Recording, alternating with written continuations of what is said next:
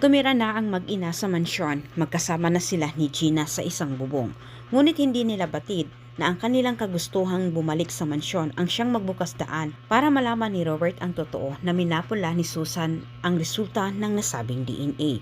Samantala, malakas ang kutob ni Gina na may mali sa dinadala ni Betsy. Gustong mabigyang linaw ang bumagabag sa isipan ngayon ni Gina. Anya nito gagawin umano niya ang lahat para lumabas ang totoo at malaman nila na si Gerald nga ang totoong ama. Tilang umaayon sa panahon ang plano ni Gina. Gulat na gulat itong si Gina nang makita niya ang mag-ina nasa mansyon na. Sinubukan pa niya itong palayasin pero naglakas loob na itong si Robert na ipagtanggol itong si Betsy dahil naniniwala naman ito na masilan nga ang pagbubuntis nito. Agad kinontra ni Gina ang desisyon ng kanyang ama dahil hindi siya naniniwala.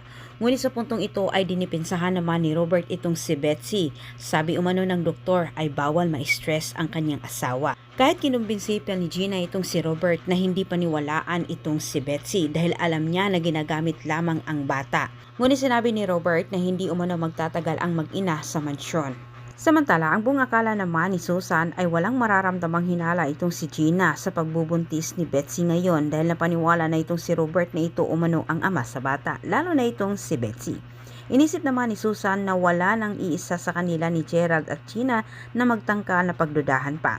Ngunit hindi batid ni Betsy lalo na itong si Susan na sa kanilang pagtara sa mansyon ang siyang matibay na dahilan para kay Gina mabuko sila. Sinusulsulaan ni Susan itong si Betsy sa mga natitirang buwan pa umano na hindi pa nanganak itong si Betsy.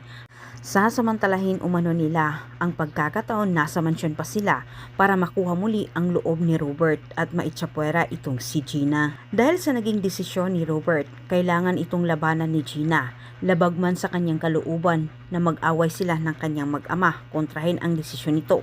Pero ang naisip naman ni Gina ang pabalikin din itong si Gerald sa mansyon.